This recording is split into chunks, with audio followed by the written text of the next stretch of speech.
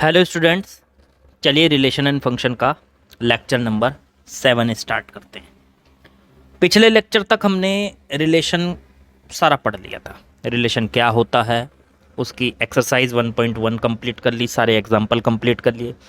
मतलब रिलेशन के बारे में अब हम सबको सब कुछ पता है। ठीक है, आज एक नया टॉपिक शुरू करने जा रहे हैं।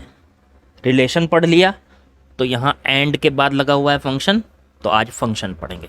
बहुत इंटरेस्टिंग है, मज़ा आ जाएगा आपको पढ़ के।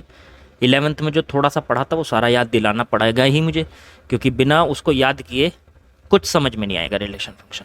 तो सबसे पहले डालेंगे आज फंक्शन क्या होता है।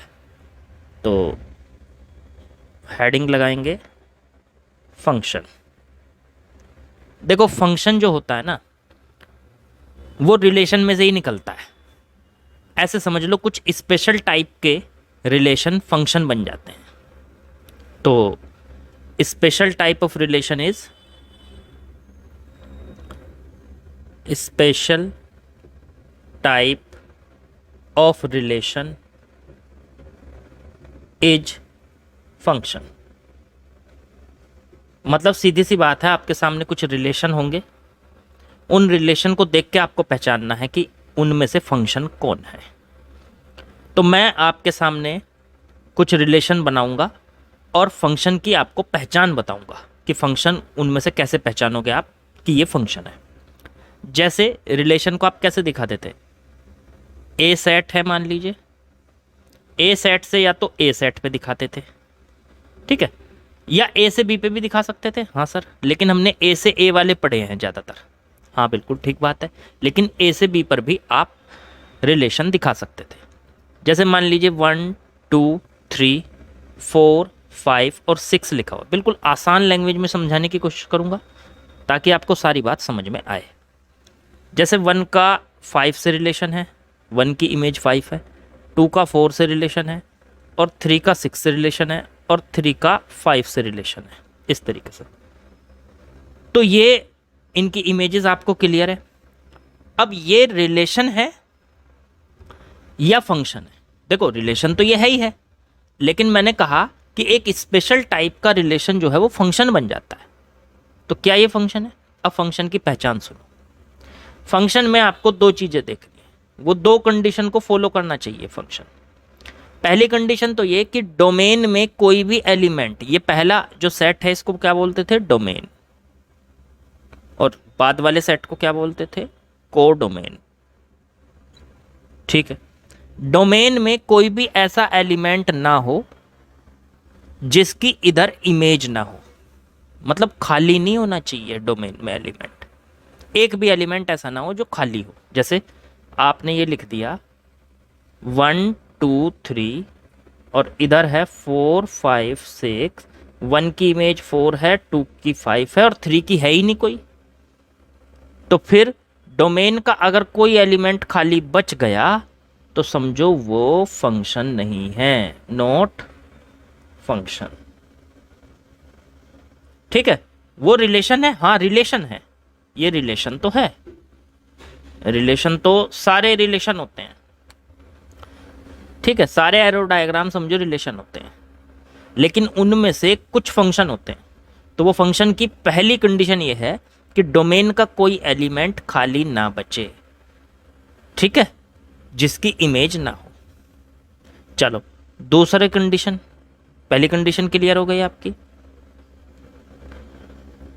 अब दूसरी कंडीशन ये है कि डोमेन में कोई भी एलिमेंट, आपको डोमेन से ही देखना होता है कि ये रिलेशन है या फंक्शन है। सॉरी, मैं फिर से ये कहूँगा कि रिलेशन तो सारे ही होते हैं, आपको देखना होगा कि कौन सा रिलेशन फंक्शन है। तो पहला तो देख लिया हमने कि डोमेन में अगर कोई एलिमेंट खाली बच गया ना, जिसकी कोई इमेज नहीं है, तो समझो वो फंक्शन नहीं है, वो सिर्फ रिलेशन है। वो सिर्फ क्या है? रिलेशन है। अब दूसरा, एक और कंडीशन फॉलो होनी जरूरी है, और वो है, जैसे मान लीजिए 1 2 3 है, 4 5 6 है, 1 की इमेज 4, 2 की इमेज 5 और 2 की इमेज 6 भी है और 3 की इमेज 4 है। देखो, डोमेन के अंदर कोई भी एलिमेंट ऐसा नहीं होना चाहिए जिसकी एक से ज़्यादा इमेज हो। जैसे 1 की एक इमेज है, 3 की भी एक ही इमेज है सर, 4, लेकिन 2 की 2 इमेज है, 2 की 2 इमेज है, 5 भी है और 6 भी है। तो कोई भी एलिमेंट ऐसा नहीं होना चाहिए जिसकी एक से ज़्यादा इमेज हो, मतलब हर एक एलिमेंट की यूनिक इमेज होनी ज़रूरी है। ठीक है, डोमेन के सारे एलिमेंट एक यूनिक इमेज रखते होंगे तो उसको कहेंगे फंक्शन। तो ये भी फंक्शन नहीं है, नॉट फंक्शन। समझ गए ना क्यों नहीं है फंक्शन ये? क्योंकि 1 की इमेज एक ही है, 3 की इमेज भी एक ही है, लेकिन 2 की 2 इमेज, 2 हो या 3 हो तो ये समझो एक से ज़्यादा इमेज नहीं होनी चाहिए। अगर एक से ज़्यादा इमेज होंगी तो वो फंक्शन नहीं होगा। तो ये भी रिलेशन तो है, रिलेशन तो सारे रिलेशन होते हैं, रिलेशन तो ये है, लेकिन फंक्शन नहीं। तो फंक्शन की कैटेगरी में ये 2 कंडीशन फुलफिल होनी चाहिए, डोमेन का कोई एलिमेंट खाली ना बचे और डोमेन का कोई भी एलिमेंट ऐसा ना हो जिसकी एक से ज़्यादा इमेज हो, एक से ज़्यादा इमेज हो। ठीक है ना? तो ऐसा एलिमेंट नहीं होना चाहिए। अब इसे देख लो, जो हमने शुरू में एग्जांपल लिया था, क्या ये फंक्शन है? तो सर डोमेन में कोई एलिमेंट खाली नहीं होना चाहिए।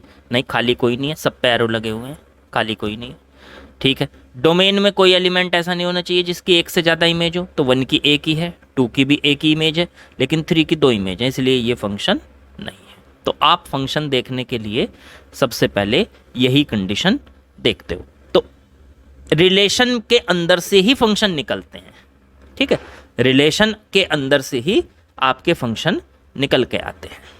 चलो, ये समझ में आ गया कि फंक्शन क्या है और उसको हमें कैसे चेक करना है। अब फंक्शन को एक तरीका तो ये हो गया बच्चों देखने का, ये होता है मैपिंग का मेथड, या फिर आप इसको कह सकते हो कि जिसमें हमें पॉइंट्स क्लियर हैं कि डोमेन में कौन कौन से एलिमेंट हैं, कोडोमेन में कौन से एलिमेंट है और कौन किसकी इमेज है, ये सब कुछ क्लियर है। तो मैपिंग के मेथड से हम देखते ही बता देंगे। ठीक है, अब एक होता है ग्राफ का मेथड। ग्राफ से भी आप देख के फंक्शन को बता सकते हो कि ये फंक्शन है या नहीं है। तो ग्राफ के मेथड में लिख देता हूं ग्राफ मेथड। ग्राफ के मेथड में हमें क्या करना होता है, जैसे मान लीजिए ये हमें कोई ग्राफ दे दिया, इधर वाई एक्सिस है, इधर एक्स एक्सिस है। तो ग्राफ के मेथड में याद रखना ये कोई फंक्शन का ग्राफ है या नहीं पता लगाओ। तो फंक्शन का ग्राफ है या नहीं उसके लिए मैं आपको एक तरीका बताता हूँ। वाई के पैरेलल कोई भी लाइन खींच लो, वाई के पैरेलल कोई भी लाइन खींच लो, अगर वो लाइन एक से ज़्यादा जगह काट दे, ग्राफ को एक से ज़्यादा जगह काट दे, तो समझो वो फंक्शन नहीं है, नॉट फंक्शन, ये फंक्शन नहीं है। ठीक है, अच्छा सर ऐसा हो अगर ग्राफ ऐसा, हाँ ये फंक्शन है। कैसे सर? देखो, एक लाइन वाई के पैरेलल खींची, मान लो आपने ये खींची या ये खींची या ये खींची या ये खींची, एक लाइन एक ही बार काट रही, एक से ज़्यादा बार काट ही नहीं रही। एक लाइन वाई के पैरेलल अगर आप खींचते हो तो एक लाइन एक ही बार काटेगी, तो वो फंक्शन है। तो ये क्या है? फंक्शन है। लेकिन अगर लाइन एक से ज़्यादा बार काट दे तो वो फंक्शन नहीं है। तो ग्राफ से भी आप इजीली देख सकते हो कि कोई फंक्शन है या नहीं है, और बिना ग्राफ के भी आप उसको इजीली देख सकते हो मैपिंग बना के उसकी कि वो फंक्शन है या नहीं है। कभी कभी एक इस तरह का क्वेश्चन दे देता है वो, मैं इसे हटाता हूं पहले। अब फंक्शन को बच्चों हम पहले आपको नोटेशन बताते हैं कि फंक्शन को हमें डिनोट कैसे करना है, दिखाना कैसे है। तो फंक्शन को हम लिखते हैं एफ से, एफ फॉर फंक्शन। इसके अंदर ब्रैकेट में लगा के लिखते हैं हम एक्स, इसका मतलब है ये फंक्शन एक्स से बना है। ठीक है, और इसको आप y भी मान सकते हो। y मानने का मतलब इस पूरे fx को आपने अगर y माना तो इसका मतलब ये हुआ कि हम x एक्सिस पर तो ये अंदर वाला जो x है इसको ड्रॉ करेंगे, और y एक्सिस पर y किसको माना आपने? fx को, तो y एक्सिस पर हम fx को ड्रॉ करेंगे। तो यहाँ पे fx को ड्रॉ करते हैं और यहाँ पे x को ड्रॉ करते हैं। तो y बराबर fx। अभी मैं ड्रॉ करके दिखाऊंगा किस तरह से ड्रॉ करते हैं हम। तो ये याद रखना आप कि x एक्सिस पर तो हम इस x को ड्रॉ करते हैं, ये फंक्शन जिससे बना है। भाई मैंने क्या कहा, f फंक्शन है, ठीक है, x उसके अंदर का वेरिएबल कहलाता है, इसको कहते हैं इंडिपेंडेंट वेरिएबल। इंडिपेंडेंट वेरिएबल याद रखना, इंडिपेंडेंट का मतलब होता है आप अपनी मर्जी से इसको कुछ भी रख सकते हैं, जो इसके डोमेन में आएगा वो सारी वैल्यू आप इसमें रख सकते हैं, ठीक है। और y जो होता है वो होता है dependent variable. Dependent variable, dependent का मतलब ये होता है आप x की वैल्यू अपनी मर्जी से रखिए, y की वैल्यू फिर फंक्शन की मर्जी से आएगी, y की वैल्यू, ठीक है ना। मैं आपको भी दिखाऊंगा एक आध फंक्शन उसमें रख के वैल्यू। तो जैसे मैं चलो दिखा देता हूँ, fx बराबर कहीं पे x² लिखा हुआ है। अब इसमें x की वैल्यू आप अपनी मर्जी से रख सकते हो, जैसे x की वैल्यू रख दी आपने 1, तो fx की वैल्यू कितनी आ गई, x की जगह यहाँ 1 रखो तो f1 आ गया, ये x की जगह यहाँ आ गया 1, तो ये आ गया 1 बराबर 1² का मतलब हो गया 1, ठीक है। तो x की वैल्यू आपने अपनी मर्जी से रखी और y की वैल्यू मतलब fx की जो वैल्यू आई है वो फंक्शन की मर्जी से आई है। फिर ऐसे ही x की वैल्यू 2 रखो तो f2 रख दो, x की जगह 2 रख दो तो 2 का स्क्वायर, यहाँ x की जगह 2 तो यहाँ पे भी x की जगह 2, 2 का स्क्वायर कितना हो गया 4। तो इसका मतलब x की वैल्यू आपने अपनी मर्जी से 2 रखी और y की वैल्यू फंक्शन की मर्जी से 4 आ गई, ठीक है ना। तो ये fx बराबर x² एक फंक्शन हो गया जिसमें x को कहेंगे इंडिपेंडेंट वेरिएबल, और ये जो fx होता है इसको y पे ड्रॉ किया जाता है, y एक्सिस पे ड्रॉ किया जाता है, इसलिए इसको कहते हैं हम डिपेंडेंट वेरिएबल। y एक्सिस पे ड्रॉ किया जाता है और इसको हम डिपेंडेंट वेरिएबल बोलते हैं। इंडिपेंडेंट डिपेंडेंट समझ गए, क्योंकि x को आप अपनी मर्जी से रख रहे हो और y फंक्शन की मर्जी से आ रहा है। चलिए, ये है फंक्शन को दिखाने का तरीका। अब ये जो x है, ये जो इंडिपेंडेंट वेरिएबल है, ये इसकी वैल्यू को हम बोलते हैं, इसकी सारी वैल्यू एक सेट के अंदर बंद कर दो। x की जो वैल्यू पॉसिबल है वो सारी की सारी वैल्यू एक सेट के अंदर बंद कर दो, उस सेट को कहते हैं हम डोमेन। तो ऑल पॉसिबल वैल्यूज, पहला पॉइंट यहां से लिखते हैं, all possible values of x की सारी पॉसिबल वैल्यू एट विच, जिन पर y डिफाइन है, y इज डिफाइंड, y जिन पर डिफाइन है, डिफाइन होने का मतलब होता है y की वैल्यू निकाली जा सकती है। x की वो सारी वैल्यू जिन पर y की वैल्यू निकाली जा सकती है उनको हम एक सेट में बंद कर देते हैं, उस सेट को हम डोमेन कहते हैं। तो all possible values of x at which y is defined are in a set, are in a set which is called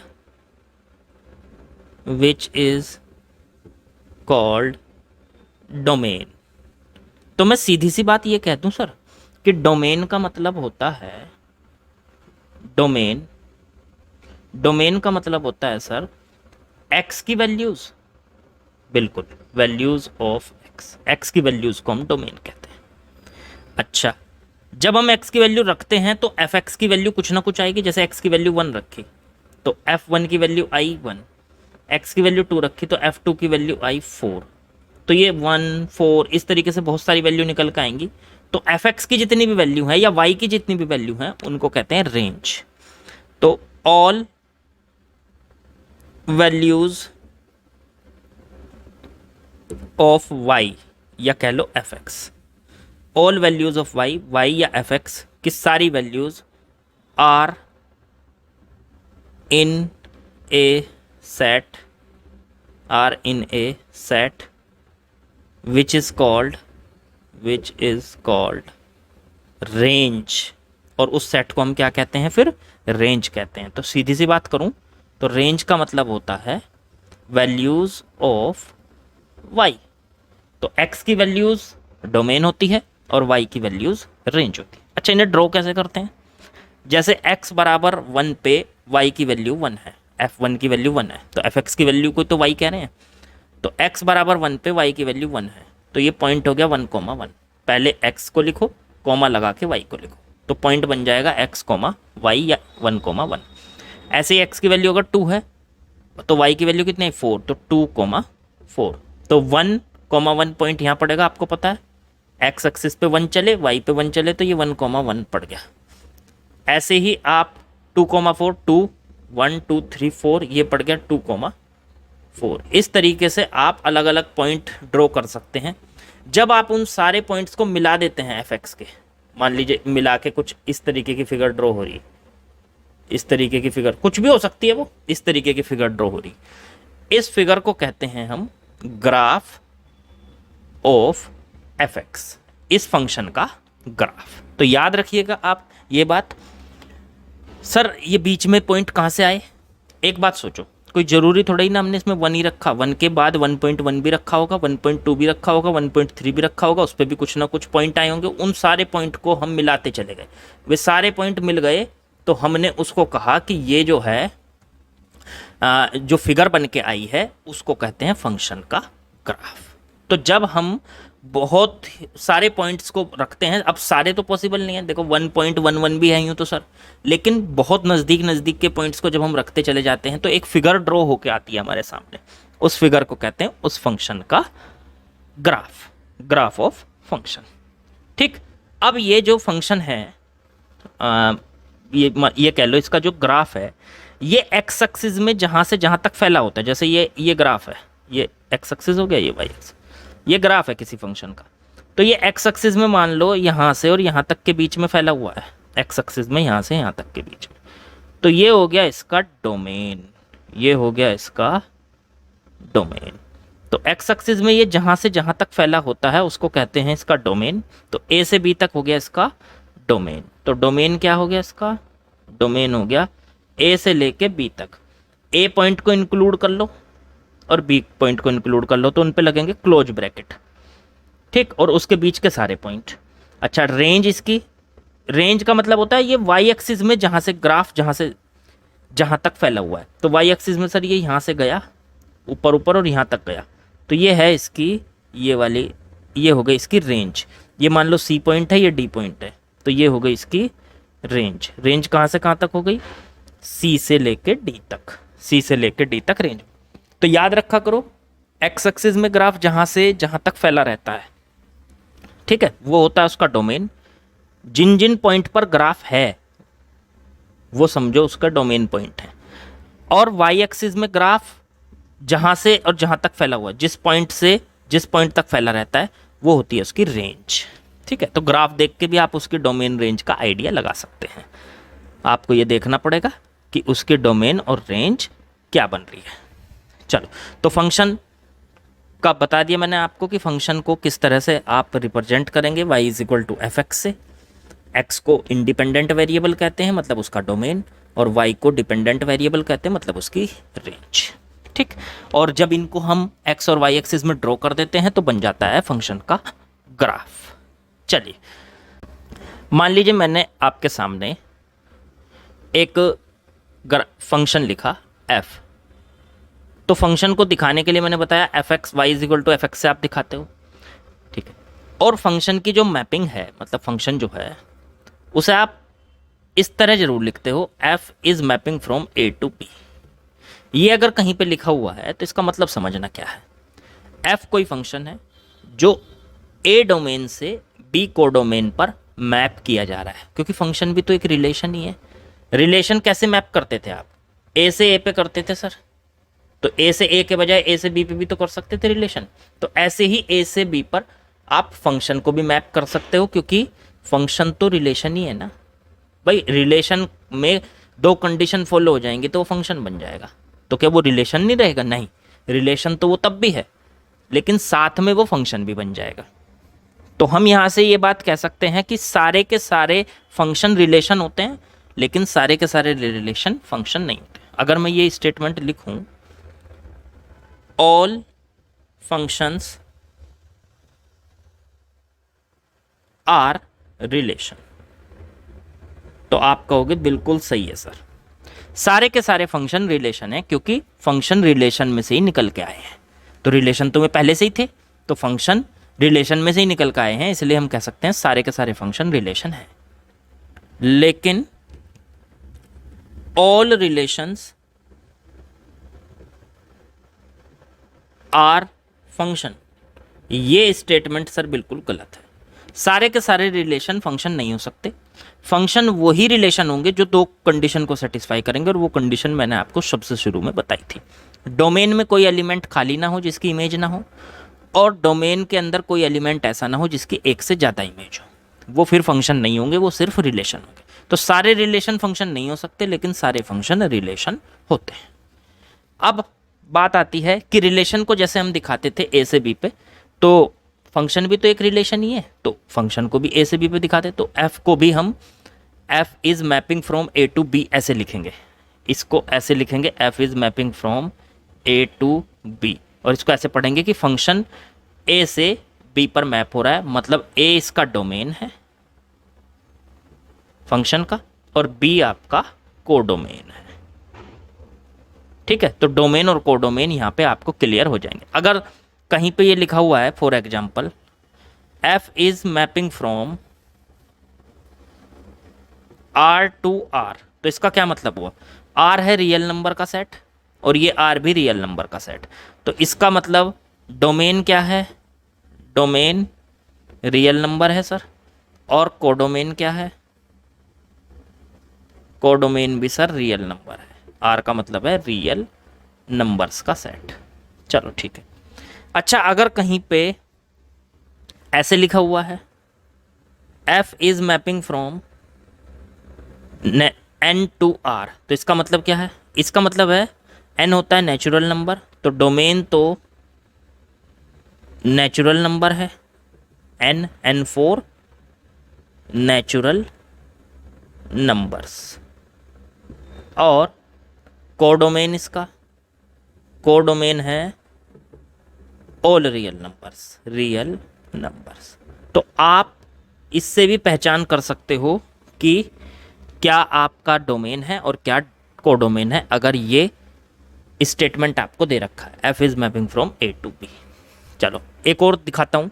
अगर ये लिखा हुआ है sir f is mapping from 1 to infinity to -1 to 1, तो इससे क्या कह सकते हो आप कि इसका डोमेन तो है सर 1 से इन्फिनिटी तक के सारे नंबर, 1 को इंक्लूड किया हुआ है क्लोज ब्रैकेट लगा के, लेकिन इन्फिनिटी तो कभी इंक्लूड होता ही नहीं, क्योंकि एंड पॉइंट इन्फिनिटी तो कभी डिफाइन ही नहीं है।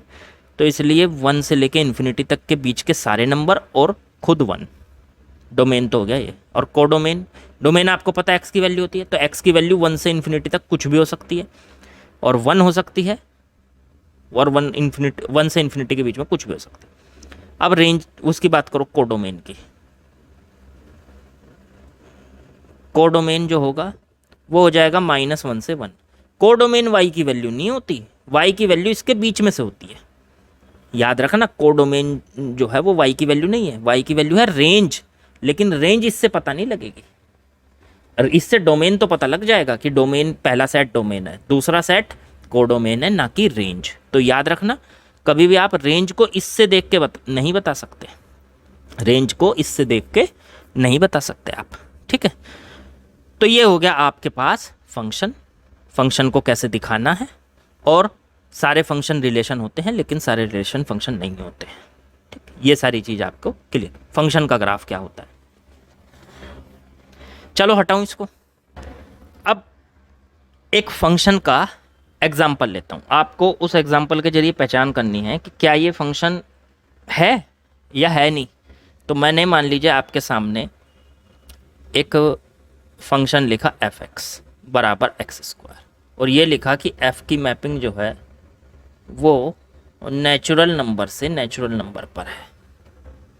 इसका मतलब इधर भी नेचुरल नंबर और इधर भी नेचुरल नंबर, यही तो हुआ, नेचुरल नंबर से नेचुरल नंबर पे ये f है। अब सोचो नेचुरल नंबर में कौन कौन होते हैं सर, 1 2 3 4 5 6 7 8 9 नेचुरल नंबर में ही होते हैं। इधर नेचुरल नंबर है, इसमें भी यही होंगे 1 2 3 4 5 6 7 8 9 10। पता लगाना है कि क्या ये फंक्शन है भी या नहीं। चलो पता लगाते हैं। एक काम करते हैं, इधर वाली जो वैल्यूज़ हैं वो तो x की हैं और उधर हमें y की वैल्यूज़ इसके अंदर से मिलेंगी। ठीक है, तो इधर x होगा और उधर उसके अंदर y होगा।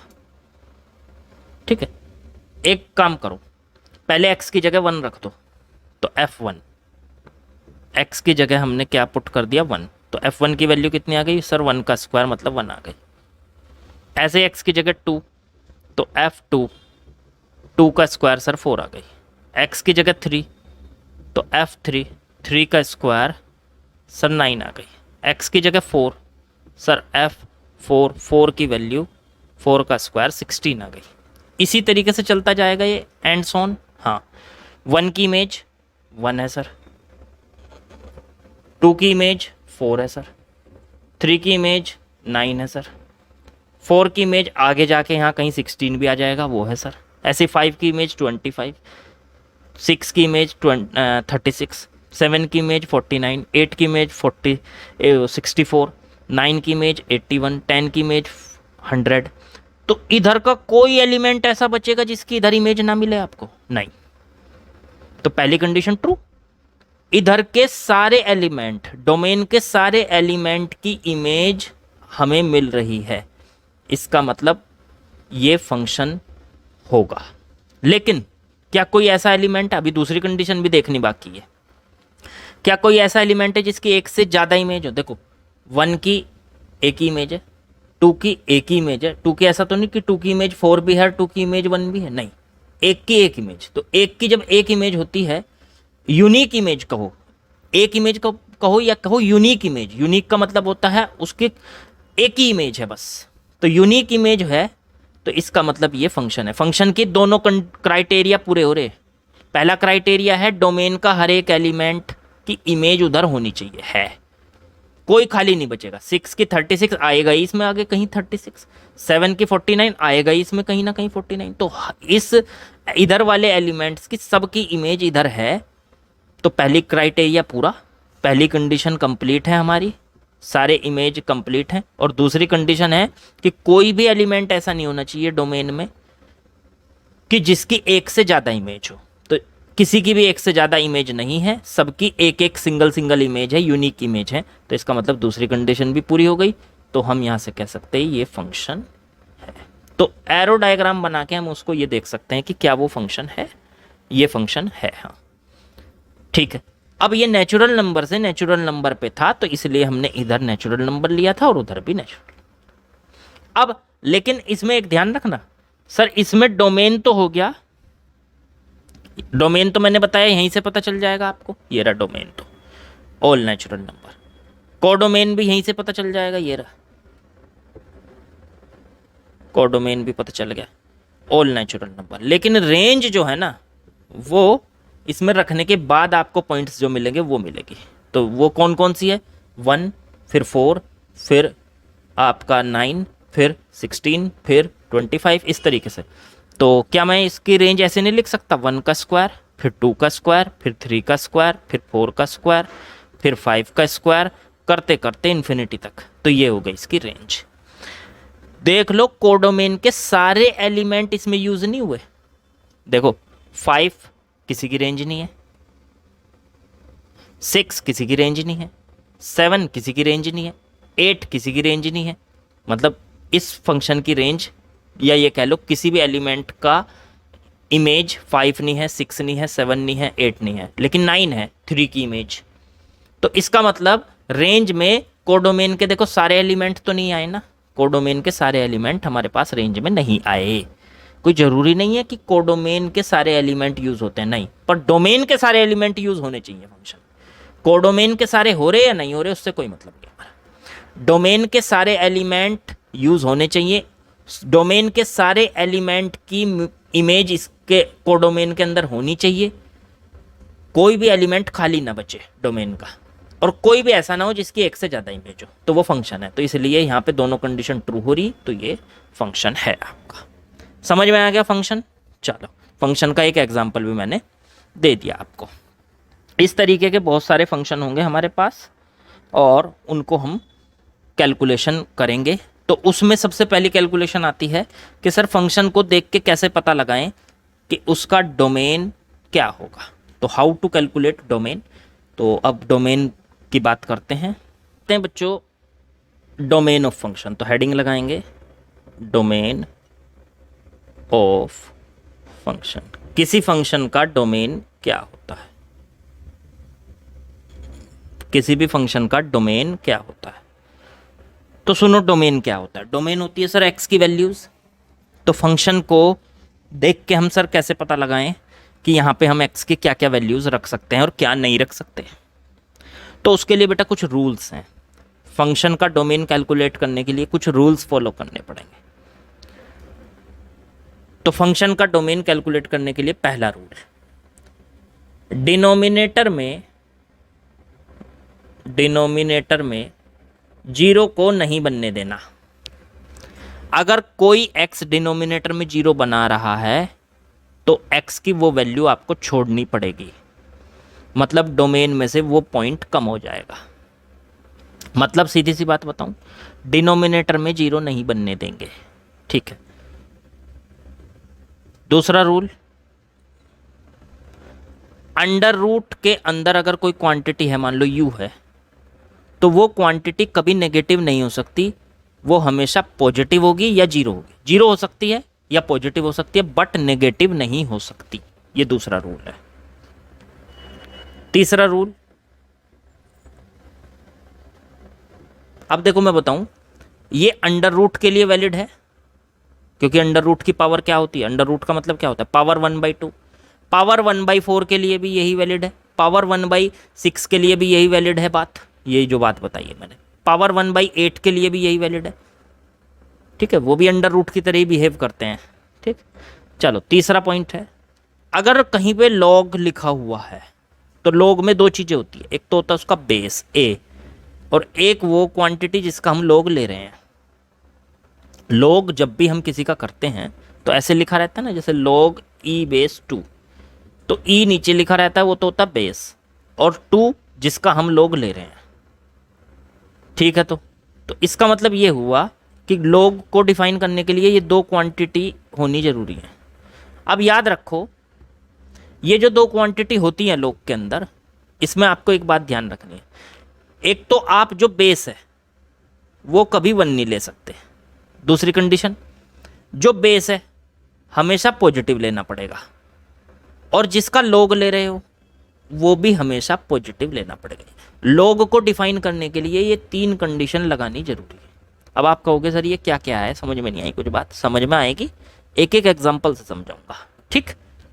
एग्जाम्पल समझोगे तो बात बहुत बढ़िया से समझ। तो ये 3 आपको पॉइंट याद रखने हैं किसी भी फंक्शन का डोमेन निकालने के लिए। मान लो, अब मैं एक एक एग्जाम्पल देता हूं। मान लो कहीं पर f(x) बराबर लिखा हुआ है 1/x, ये फंक्शन है। हाँ सर कन्फर्म है फंक्शन है। इसका डोमेन बताओ क्या होगा। तो सर इसमें हम x की वैल्यू 1 रख सकते हैं, 2 रख सकते हैं, 1.1 भी रख सकते हैं, x की सारी वैल्यू रख सकते हैं, 3 भी रख सकते हैं, 4 भी रख सकते हैं, 5 भी रख सकते हैं, 5.5 रख सकते हैं, √5 रख सकते हैं, 1/2 रख सकते हैं, कुछ भी रख लो सर। लेकिन एक बात बताओ, आप इसमें 1 रखोगे तो आंसर 1 आ जाएगा, आप इसमें 2 रखोगे तो आंसर 1/2 आ जाएगा, आंसर √5 रखोगे तो 1/√5 आ जाएगा। मतलब सबकी इमेज मिल जाएगी। 1 की इमेज 1 मिल गई, 2 की इमेज 1/2 मिल गई, √5 की इमेज 1/√5 मिल गई। सबकी इमेज मिलती चली जाएगी। तो इधर वाली जो आप x की वैल्यू रख रहे हो वो तो है डोमेन, और इधर जो है ये है समझो कोडोमेन। बोलो है कि नहीं। तो x की जो जो वैल्यू आप इसमें रख सकते हो वो सारे पॉइंट इसके डोमेन में होंगे कि नहीं, सोच के बताओ मुझे। x की जो जो भी वैल्यू आप इसके अंदर रख सकते हो, जो जो भी पॉसिबल वैल्यू इसके अंदर रख सकते हो, वो सारे के सारे इसके डोमेन के अंदर होंगे कि नहीं होंगे। होंगे सर। हमें डोमेन में से वो एलिमेंट छोड़ने हैं जो इन कंडीशन को फॉलो नहीं कर रहे। जैसे क्या x के अंदर -1 रख लो, -1 भी, -1 की इमेज -1 होगी, माइनस वाले भी सारे डोमेन के अंदर हैं इसके, मतलब इसके अंदर तो सर सारे रियल नंबर हैं, तो इसका डोमेन हो गया सारे रियल नंबर। हाँ बिल्कुल, सारे रियल नंबर हो गया इसका डोमेन, सारे आ जाएंगे ना, कोई सा भी x रख के देखो आप इसमें। सर बस एक नहीं दिखाई दे रहा मुझे, कौन सा? 0। 0 अगर मैंने इसमें रखा तो 0 की इमेज क्या आएगी? इन्फिनिटी, और इन्फिनिटी कोई नंबर नहीं है, इसलिए हम ये कहते हैं कि ये नॉट डिफाइंड है। मतलब x की सारी वैल्यू पे y की वैल्यू आ रही है, ऐसे कह लो x की सारी वैल्यूज पे fx की वैल्यूज आ रही है, लेकिन 0 पे fx की वैल्यू नहीं आ रही, इन्फिनिटी आ रही है। इन्फिनिटी कोई वैल्यू नहीं होती, उसे कहते हैं हम नॉट डिफाइंड टर्म। तो इसका मतलब x की 0 वैल्यू नहीं रख सकते, क्योंकि 0 की इमेज आएगी इन्फिनिटी, और इन्फिनिटी कोई वैल्यू है नहीं, तो इसलिए हमें इसके डोमेन में से सारे रियल नंबर चल रहे लेकिन 0 नहीं चल पाएगा, तो इसलिए इसका डोमेन लिखेंगे ऑल रियल नंबर, लेकिन 0 को छोड़ना पड़ेगा, क्योंकि 0 पर fx की वैल्यू डिफाइन नहीं हो रही है, तो इसलिए इसका डोमेन क्या हुआ? ऑल रियल नंबर छोड़ के 0। अब इस तरीके से कैसे निकालें? तो आपको एक तरीका ध्यान रखना है, ये चीज मैंने आपको बेसिक मेथड से समझा दी, लेकिन मैंने आपको ये कहा है कि आप ये मेथड लगाओ ना। डोमेन ऑफ फंक्शन निकालने के लिए पहला कॉन्सेप्ट है कि डिनोमिनेटर में 0 नहीं बनना चाहिए। डिनोमिनेटर कितना है इसका? x है सर, तो इसका मतलब डिनोमिनेटर 0 नहीं हो सकता, x 0 नहीं हो सकता, तो x 0 नहीं हो सकता तो और क्या हो सकता है? और सब कुछ हो सकता है, तो इसलिए इसका डोमेन आ गया ऑल रियल नंबर छोड़ के 0 को। ठीक, एक और एग्जांपल लेता हूँ, जैसे ये लिखा हुआ है fx बराबर x - 2 अपॉन x - 3, ये लिखा हुआ है। इसमें भी क्या ये वाला पहला रूल लग रहा है? हाँ देखो, डिनोमिनेटर तो है इसके पास है, डिनोमिनेटर को 0 मत होने दो, तो x - 3 0 नहीं हो सकता, डिनोमिनेटर 0 नहीं हो सकता, तो इसका मतलब x नहीं हो सकता, 3 को उधर ले जाओ, 3 नहीं हो सकता, तो इसका मतलब x 3 नहीं हो सकता, बाकी सब कुछ तो हो सकता है। हाँ, बाकी सब कुछ हो सकता है, तो इसलिए इसका जो डोमेन आ गया वो आ गया मेरे बच्चों ऑल रियल नंबर छोड़ के 3 को। ठीक, तो डिनोमिनेटर वाला रूल कैसे लगाना है मैंने आपको बता दिया, उसमें देख लो कि फंक्शन में डिनोमिनेटर क्या बन रहा है। न्यूमरेटर से कोई मतलब नहीं, न्यूमरेटर में कुछ भी हो, न्यूमरेटर में कुछ भी बन सकता है, डिनोमिनेटर में 0 नहीं बन सकता। तो डिनोमिनेटर को देख लो कितना है, जितना भी है उसे 0 मत होने दो, तो x की वैल्यू पता चल जाएगी हमें कि क्या नहीं होनी चाहिए, और बाकी सारी वैल्यू हो सकती हैं पॉसिबल। तो इसका डोमेन आ गया ऑल रियल नंबर, और तो x की जगह कुछ ही रखो आप, 3 नहीं रख सकते, क्योंकि 3 पे नीचे 0 बन जाएगा, और 0 से ये पूरी वैल्यू इन्फिनिटी हो जाएगी, मतलब फंक्शन अनडिफाइंड हो जाएगा। तो इसलिए मैं यहाँ से कहूँगा कि आप 3 को छोड़ के कुछ भी रखो, सबके लिए फंक्शन डिफाइंड है, तो वो सारे पॉइंट इसके डोमेन में होंगे छोड़कर 3 को। ये है तरीका आपका। ठीक, एक और करके दिखाता हूँ ऐसा ही। fx बराबर आप ले लो 3x अपॉन में x² - 9, तो डिनोमिनेटर में कौन है ढूंढा करो, एकदम फंक्शन को देखते ही समझ जाया करो कि डिनोमिनेटर में जो भी है उसको 0 नहीं होने देना। तो सर डिनोमिनेटर में है x² - 9, तो इसको 0 नहीं होने देना, तो x² की वैल्यू 9 नहीं हो सकती, तो x की वैल्यू +-3 नहीं हो सकती। तो इसका मतलब इसका जो डोमेन आएगा वो ऑल रियल नंबर आएगा छोड़कर -3 और +3 को। तो इसका जो डोमेन आ गया, डोमेन को मैं DF लिखूंगा, DF का मतलब है डोमेन ऑफ फंक्शन। इसका डोमेन आ गया ऑल रियल नंबर छोड़कर ये 2 पॉइंट। जब 2 पॉइंट छोड़ने होते हैं ना तो ऐसा ब्रैकेट यूज़ करते हैं हम, या 1 पॉइंट छोड़ना होता है या 4 पॉइंट छोड़ने होते हैं तो ऐसा, और पूरा इंटरवल छोड़ना होता है तो इस तरीके के ब्रैकेट यूज़ करते हैं हम। ठीक है, तो ये वाला ब्रैकेट यूज़ करेंगे, तो ऑल रियल नंबर छोड़कर -3 और 3 को, 3 और -3 को छोड़कर वो सारे के सारे रियल नंबर इसके डोमेन के अंदर होंगे। तो याद रखना ये बात कि डोमेन का मतलब होता है x की वो वैल्यूज़ जिन पर fx डिफाइन है। तो ठीक है, तो डोमेन के लिए पहला जो आपका लॉ बताया मैंने कि डिनोमिनेटर 0 नहीं होना चाहिए, वो आपको क्लियर हो गया होगा, ये ध्यान रखना है आपको। बस ये एक और चीज़ ध्यान रखना, कॉम्पिटिटिव में ये जो रूल्स हैं वो थोड़े से और बढ़ जाते हैं, एक दो रूल्स और बढ़ जाता है इसमें, लेकिन कॉम्पिटिटिव वाले जो आपको बातें चाहिए वो इसलिए नहीं बता रहा मैं यहाँ पे सारी की सारी, क्योंकि एनसीईआरटी के लिए जितनी बात बता रहा हूँ ये सफिशिएंट से ज़्यादा है, ये बहुत हैं सारी। एनसीईआरटी भी कर लोगे, आरटी शर्मा भी कर लोगे, और भी कोई अदर बुक उठाना चाहते हो वो कर लोगे। कॉम्पिटिटिव में थोड़ी सी बातें अलग होती हैं, जेई मेंस और एडवांस के लिए, बल्कि मेंस तक का तो काम यहीं से हो जाएगा आपका। हाँ, एडवांस में थोड़ी सी बातें अलग होती हैं, वहाँ पे और थोड़ा सा एक्स्ट्रा बताता हूँ मैं, और बढ़िया बढ़िया से और थोड़े से क्वेश्चन होते हैं, बस इतना फ़र्क है। और कंसेप्ट बेसिक तो यही है भाई, बेसिक तो कुछ अलग नहीं है। चलो इसका अब दूसरे रूल पे भी क्वेश्चन देखते हैं।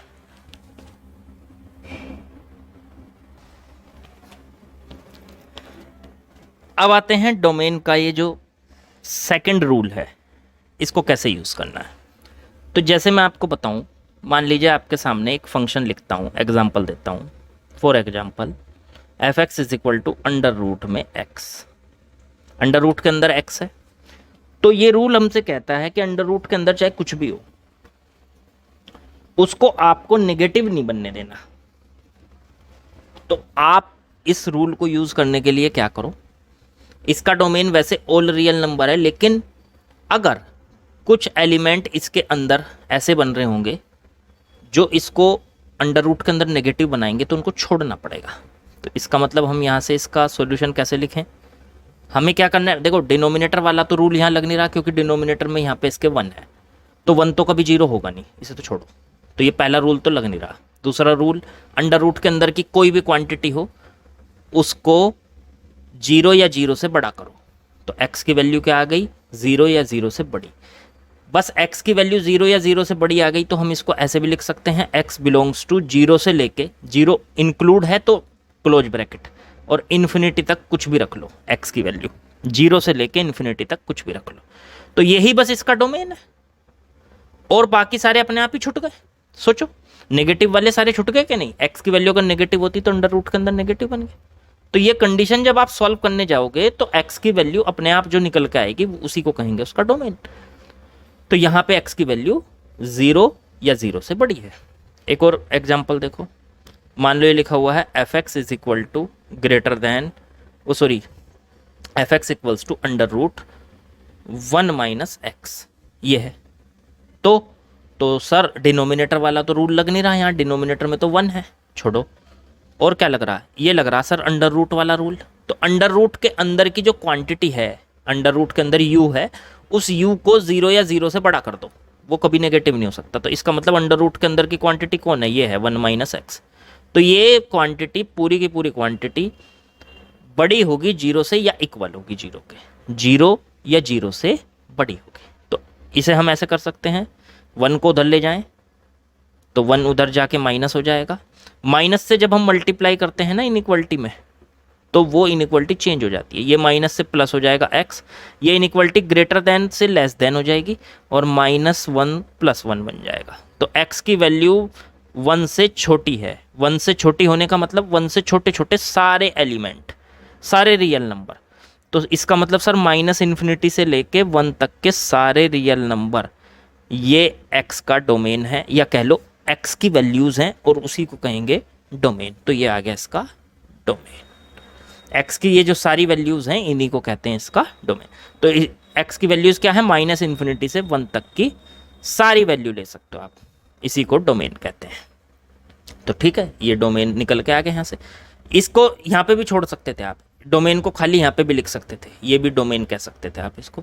ये लिखने का तरीका ही तो है बस इसका, कि x बिलोंग्स टू -∞ से 1 तक के सारे एलिमेंट। माइनस बिलोंग्स टू का मतलब कि x की वैल्यू इस सेट के अंदर से कुछ भी हो सकती है, -∞ से 1 तक कुछ भी हो सकती है, 1 पे लगा हुआ है क्लोज ब्रैकेट तो 1 भी हो सकती है, और उनके बीच बीच में कुछ भी हो सकती है। ठीक, तो चाहे डोमेन को वो ऐसे छोड़ के दे दे, ऐसे भी दे सकता है कि x की वैल्यू 1 से छोटी है या बराबर है x की वैल्यू 1 से छोटी है या बराबर है। तो ये भी लिखने का तरीका है, या इस तरीके से लिख लो या इस तरीके से लिख लो, दोनों को ही आप इसका डोमेन बोलोगे। अब देखो यहाँ पे एक छोटा सा हम रूल यूज करते हैं जिसको कहते हैं number line rule. Number line rule. ये क्या होता है नंबर लाइन रूल? किसी भी लाइन के,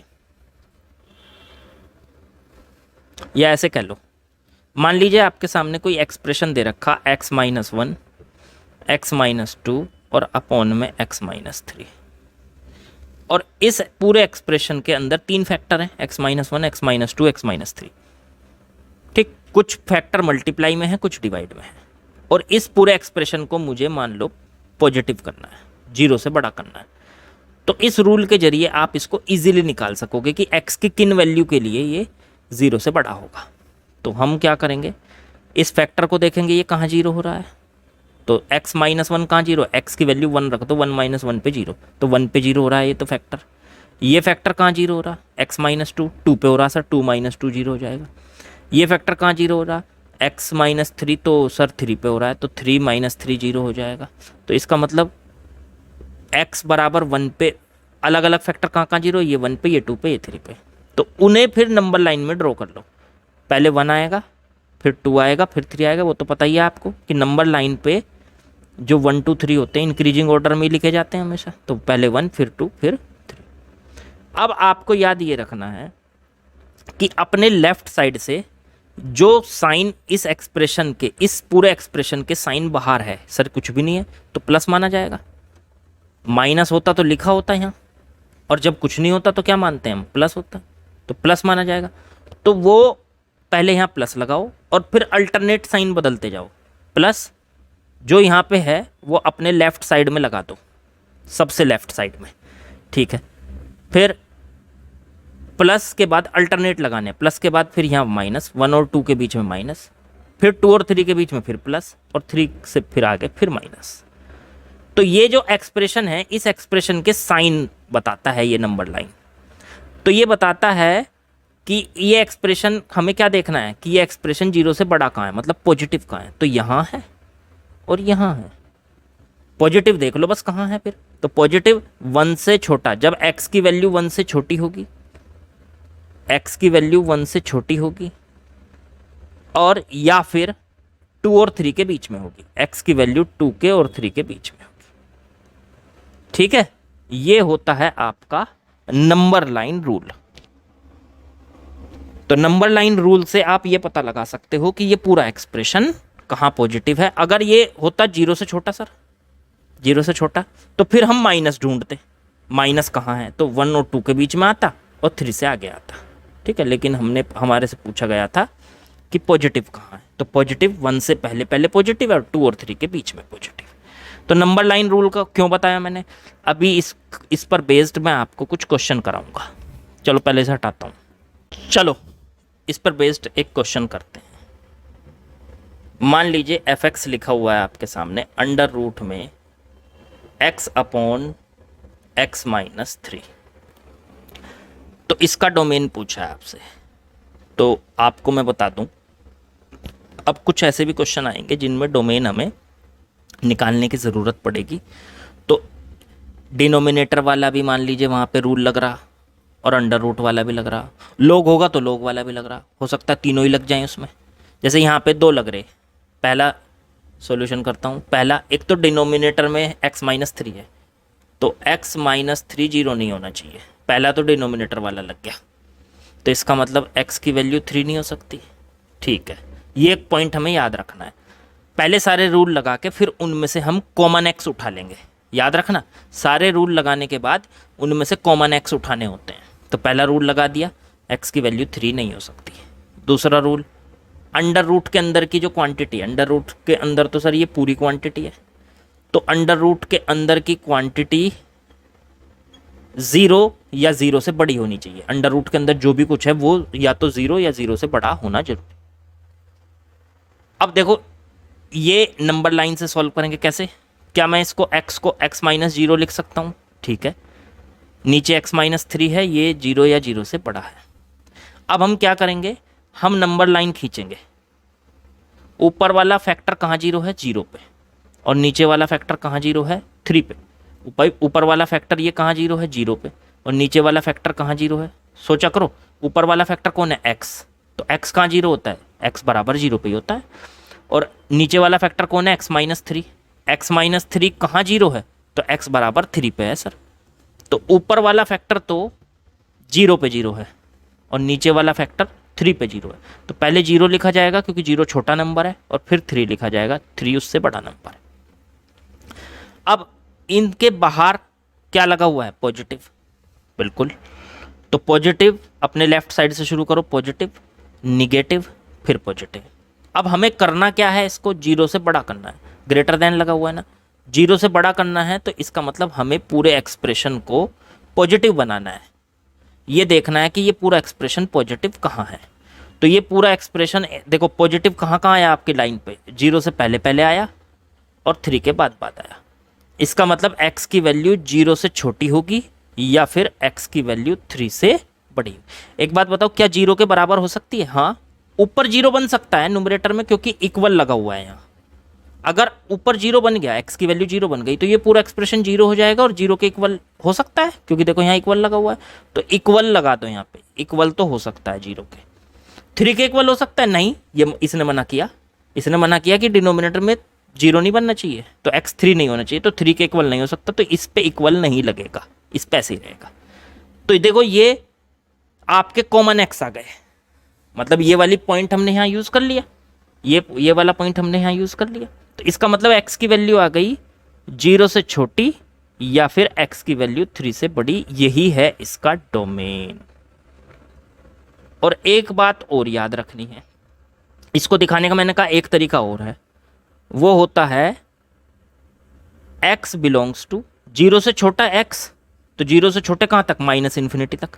तो माइनस इन्फिनिटी से जीरो तक, जीरो पे क्लोज ब्रैकेट, इन्फिनिटी पे हमेशा लगता है ओपन ब्रैकेट। और की जगह आप यूनियन लगा सकते हो।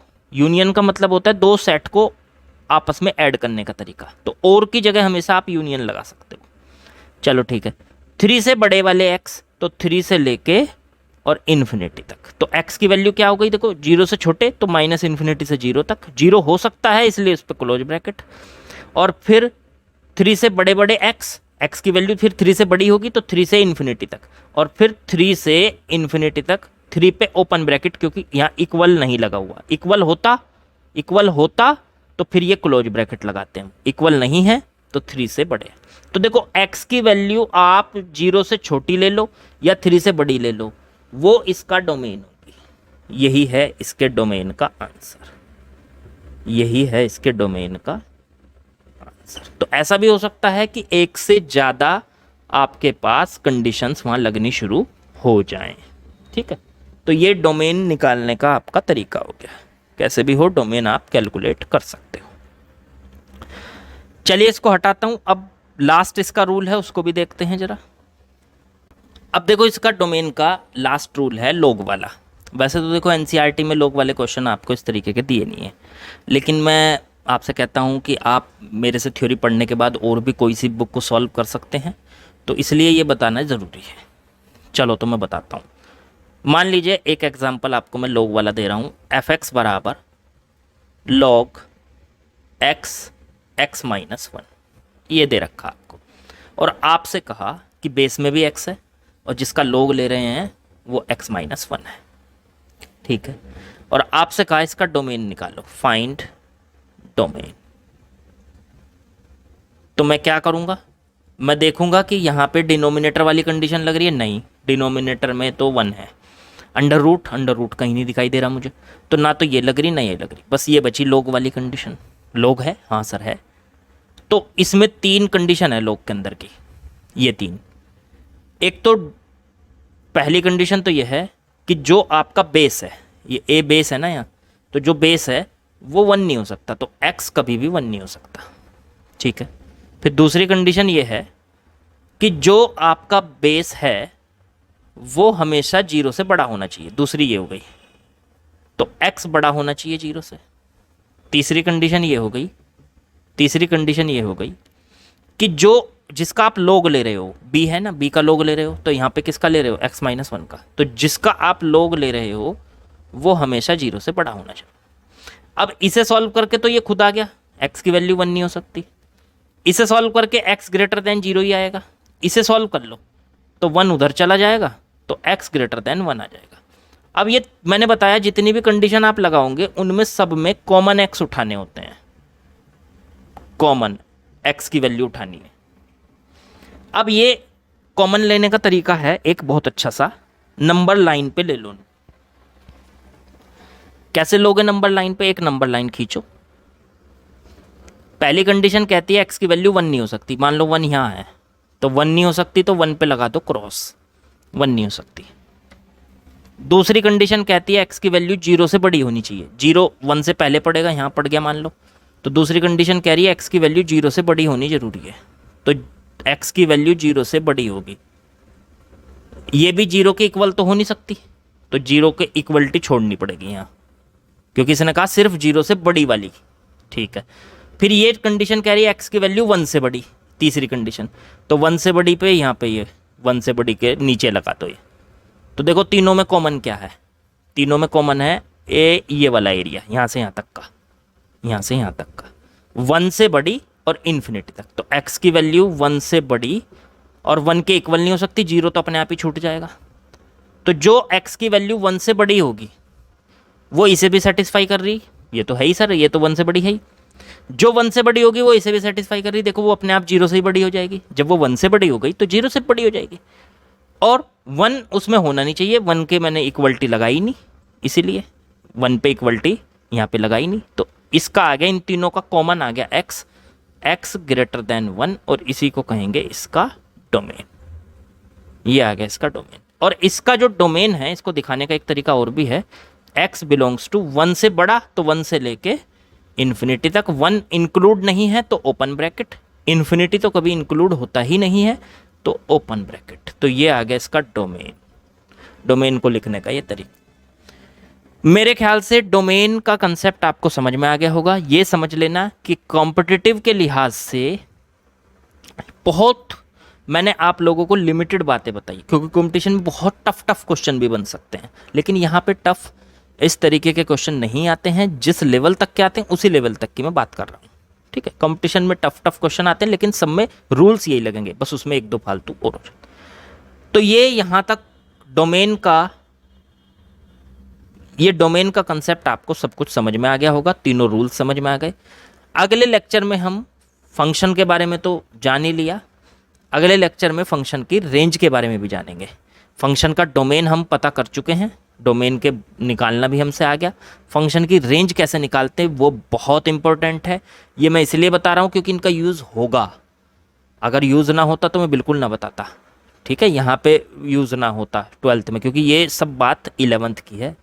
ठीक है, तो इसका डोमेन, किसी की रेंज, वो कैसे निकालते हैं। चलो अब रेंज की बात करेंगे हम अगली बार। ठीक है, चलिए अगले लेक्चर में मिलेंगे।